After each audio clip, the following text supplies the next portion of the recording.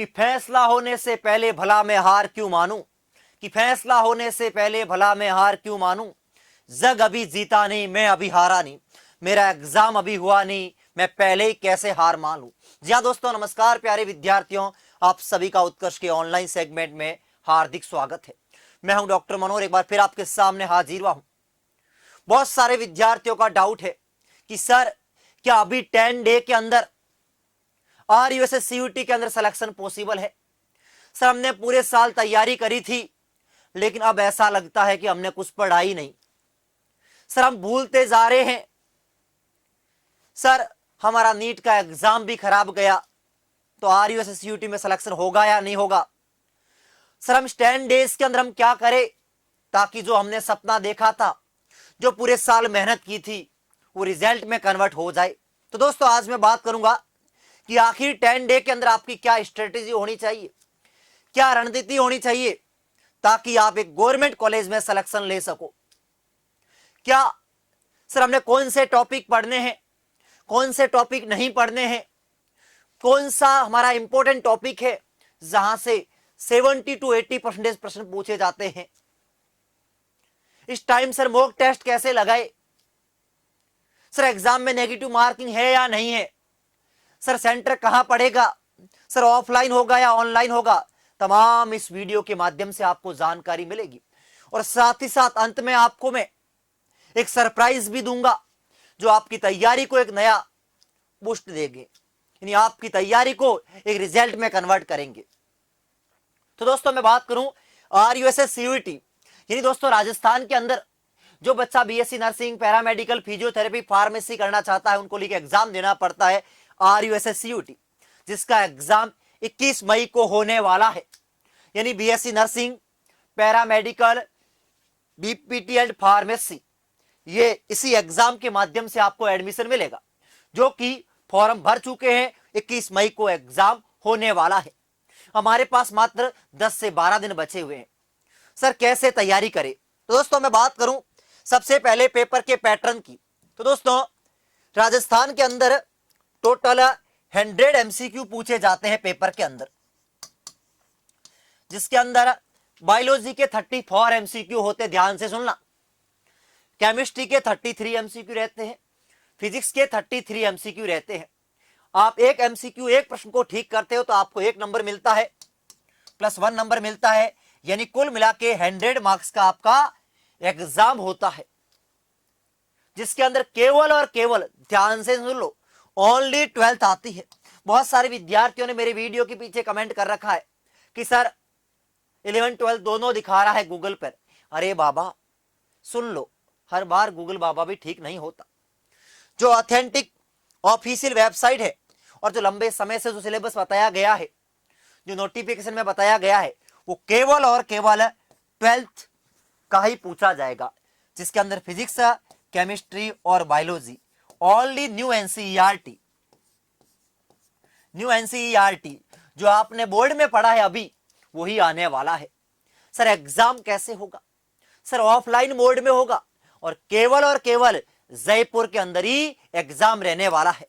ये total 100 MCQ रहेंगे और 100 मार्क्स का पेपर रहने वाला है। जयपुर के अंदर सेंटर पड़ेगा, ऑफलाइन मोड पे आपका एग्जाम होगा। सबसे इंपॉर्टेंट, इसमें कोई नेगेटिव मार्किंग नहीं होती। यदि आप प्रश्न को गलत करते हो तो भी आपके नंबर नहीं कटते, यानी नो नेगेटिव मार्किंग, बहुत important, no negative marking, no negative marking. Sir कितने तक हमारा टारगेट होना चाहिए कि सिलेक्शन हो जाए, तो यानी आप जनरल कैटेगरी से हो, OBC से हो, या EWS से हो, या SC से हो, या ST से हो। आप जनरल से हो तो आपका टारगेट 80+ होना चाहिए, मिनिमम कह रहा हूं। EWS से हो तो 75+, सॉरी OBC से हो तो भी आप 80 के अराउंड मान सकते हो, यहां 82+ मान लो, 82+ मिनिमम बता रहा हूं। OBC हो तो 80+, EWS हो 77+, SC हो 75 और ये 70, ये मिनिमम आपके मार्क्स होंगे, तभी आपको कोई न्यू गवर्नमेंट कॉलेज मिलेगा। ओल्ड वाले नहीं, न्यू वाले। तो मैंने आपको रफली एक आइडिया बता दिया कि कितनी कट ऑफ रहने वाली लास्ट राउंड तक। अब सर हमारी रणनीति क्या होनी चाहिए? तो हमारे पास 3 सब्जेक्ट है, फिजिक्स, केमिस्ट्री, बायोलॉजी। सर रणनीति ये होनी चाहिए कि सर जो पेपर के अंदर 70 से 80% इंपॉर्टेंट टॉपिक है, जो 70 से 80% जो इंपॉर्टेंट टॉपिक है उसको अपने को पहले करना है। सर इंपॉर्टेंट टॉपिक कौन से हैं, कैसे पता लगेगा? तो केवल और केवल 12th के अंदर आपको देखने हैं कि लास्ट 5 ईयर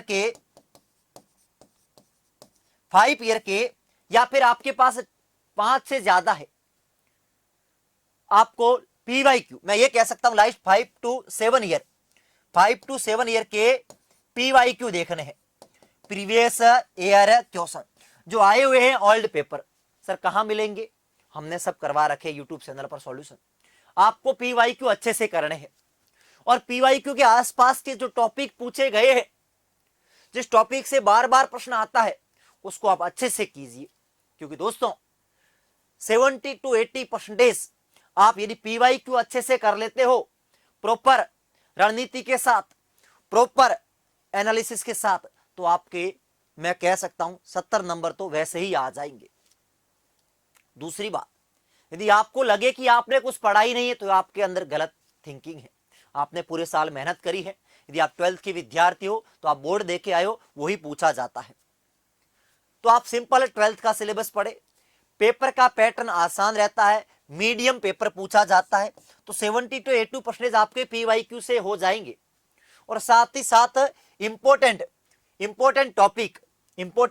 टॉपिक जिससे हर बार प्रश्न पूछे जाते हैं, जैसे मैं बात करूं सॉल्यूशन की, तो नेगेटिव और पॉजिटिव डेविएशन के एग्जांपल आएंगे तो आएंगे। हेनरी लॉ क्या, इससे प्रश्न आएगा। कॉलिगेटिव प्रॉपर्टी से आएगा। तो जो इंपॉर्टेंट टॉपिक है उनको सारा करना है। आपको कोई भी टॉपिक, कोई चैप्टर को छोड़ना नहीं है। हर एक चैप्टर में से 2 से 3 प्रश्न पूछे जाते हैं। तो सबसे पहले आपको पीवाईक्यू करने हैं और साथ ही साथ इंपॉर्टेंट टॉपिक्स को देखना है। सर बायोलॉजी की बात करें, सर फिजिक्स की बात करें, सर केमिस्ट्री की बात करें, तो केमिस्ट्री के अंदर मैं बात करूं, सबसे पहले ऑर्गेनिक में नेमिंग रिएक्शन हर बच्चे को बाय हार्ट याद होनी चाहिए। दूसरा, थ्योरेटिकल जो कंपाउंड दिए हुए हैं, जैसे पायरिडीन का यूज होता है आग को बुझाने के लिए, कायरल कार्बन क्या होता है, जो कंपाउंड डीडीटी का फॉर्मूला क्या है, इसका उपयोग क्या है, जैसे विनेगर क्या होता जो कॉमन नेम है। इस प्रकार से 1-2 थ्योरेटिकल प्रश्न पूछे जाते हैं। दूसरा, test, distinguish test, Lucas reagent क्या है, हाइजेनबर्ग रिएजेंट क्या है, टॉलेंस रिएजेंट क्या, आइडोफॉर्म टेस्ट क्या, ये पढ़ना। साथ ही साथ आपको कोऑर्डिनेट कंपाउंड के अंदर वीबीटी और इसकी एप्लीकेशन और आइसोमर ये बहुत महत्वपूर्ण है। सॉल्यूशन इलेक्ट्रोकेमिस्ट्री और कोऑर्डिनेट के अंदर, सॉल्यूशन इलेक्ट्रोकेमिस्ट्री और केमिकल काइनेटिक्स के अंदर सारे फॉर्मूले ऑल फॉर्मूला, और फॉर्मूले के अंदर जो डाटा गिवन है वो आपको पुट करना आना चाहिए। तो ये केमिस्ट्री कुछ महत्वपूर्ण टॉपिक है जिसको आपको बाय हार्ट करना है। दूसरा हम बात करें फिजिक्स के, तो फॉर्मूला, अभी आप फॉर्मूला सीट बनाओ, और फॉर्मूले सारे हमने यहाँ यूट्यूब पे करवा रखे हैं। और वैसे आज और कल 2 दिन केमिस्ट्री की मैराथन है, उसके बाद फिजिक्स की है, तो आप कर सकते हो। बायोलॉजी में ओनली एनसीईआरटी, उसके एग्जाम्पल और पीवाईक्यू। इस टाइम आपको यही पढ़ना है, नया कुछ नहीं पढ़ना है। जो आपने पढ़ा उसको रिवीजन करना है और पीवाईक्यू को टारगेट करना है। अब हम लोग बात करें सर कि सर कौन सी गलतियां इस टाइम हमें नहीं करनी है। तो सबसे पहले आपको इस टाइम सबसे बड़ी गलती क्या करता है बच्चा, कि प्रॉपर नींद नहीं लेता। आप नींद नहीं लोगे तो आपके ब्रेन का सिस्टम सारा बिगड़ जाएगा। आप बायो के विद्यार्थी हो, सारा एंडोक्राइन सिस्टम बिगड़ जाएगा, सब हार्मोन सिस्टम बिगड़ जाएगा। तो आपको स्ट्रेस रहेगी, आपको ऐसा लगेगा कि हमने जो पढ़ा हम भूल रहे हैं। तो प्रॉपर स्लीप लेनी, आपको 7 से 8 घंटे आराम से सोना है। 24 आवर में से 24 आवर में से 8 घंटे माइनस कर लोगे तो भी आपके पास रह जाएंगे, 8 कर लेंगे माइनस, है ना, तो भी कितने हो जाएंगे, हम बात करें 7 से 8 घंटे माइनस कर लो, है ना, 7 से 8 मतलब 7 घंटे, 8 तो ज्यादा हो जाएंगे, 7 घंटे माइनस कर लो तो भी आपके पास एक और आप कर लो, यानी टोटल 24 आवर में से आप 9 घंटे निकाल दो, 9 घंटे निकाल दो तो भी 15 घंटे रहते हैं, और 15 में से एक 2 घंटा और निकाल दो तो भी आपके पास 12 से 13 घंटे रहते, 12-13 घंटे आपको अब इस टाइम स्टडी करनी है, और कोई काम नहीं है, ओनली और ओनली पढ़ाई करनी है, रैंडम स्टडी नहीं करनी है, टाइम अच्छे से मैनेज करना है आपको, टारगेट बेस, मैं हमेशा कहता हूँ टारगेट बेस स्टडी करनी है, मतलब रैंडम स्टडी नहीं करनी है, आपको प्रॉपर प्लानिंग होनी चाहिए कि मुझे आज ये करना है, आज ये करना है, आज ये करना है, और कोशिश ये करना कि आप आज 8 तारीख है, यानी 15 तारीख तक आप अपना सिलेबस पूरा कर लेना, पूर्ण कर लेना। क्या सिलेबस, आपको PYQ और प्लस फॉर्मूलेज सारे 15 तारीख तक आपको, ये 1 वीक के अंदर आपको कंप्लीट सिलेबस पूर्ण करना है, मुश्किल नहीं है, 2 दिन में फिजिक्स, 2 दिन में केमिस्ट्री, 2 दिन में बायो आप कर सकते हो, आपको पूर्ण करना है मात्र 15 तारीख तक। 15 तारीख तक आपको अपना ऐसे समझना है कि आपका 16 तारीख को एग्जाम है, और आप 16 तारीख को एग्जाम को मध्य ध्यान रखते हुए आप तैयारी कर रहे हो, तो 1 वीक के अंदर आपको पूरा जो आपने पढ़ा है, इंपॉर्टेंट टॉपिक्स, PYQ और फॉर्मूलेज आपको एक पेज पे लिखना है, ऑर्गेनिक रिएक्शन एक पेज पे, इंपॉर्टेंट फॉर्मूले पेज पे, और बार बार उसको रिवाइज करना है, यानी 15 तारीख तक आपको पूरा सिलेबस करना है। उसके बाद आपको साथ ही साथ दोस्तों मॉक टेस्ट देने हैं, PYQ के बाद आपको क्या देने हैं, मॉक टेस्ट, क्या देने हैं, मॉक टेस्ट।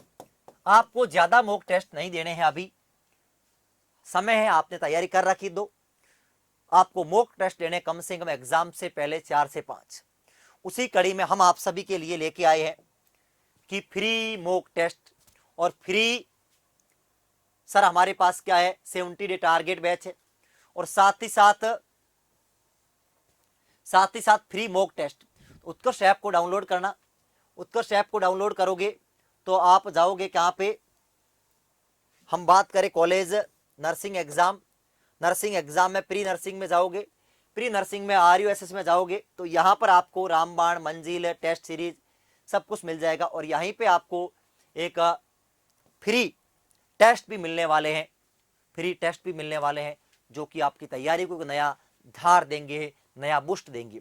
इतना ही नहीं दोस्तों, हम लोग यूट्यूब के ऊपर और ऐप के ऊपर आपको फ्री के अंदर 1 शॉट के अंदर थ्योरी करवा रहे हो, जिसमें बायोलॉजी और हो चुकी है, केमिस्ट्री की अब क्लासें चल रही हैं, और फिजिक्स की भी बहुत जल्दी आने वाली है। 2 दिन में कंप्लीट हम सिलेबस करवा रहे हैं, तो आपने कुछ नहीं पढ़ा है तो आप हमारे साथ जुड़ के भी अपनी तैयारी को एक नया रूप दे सकते हो। फिर भी आपको कोई भी डाउट है तो आप मुझे कमेंट करके ज़रूर बताइए। Thank you so much. जय हिंद, जय भारत।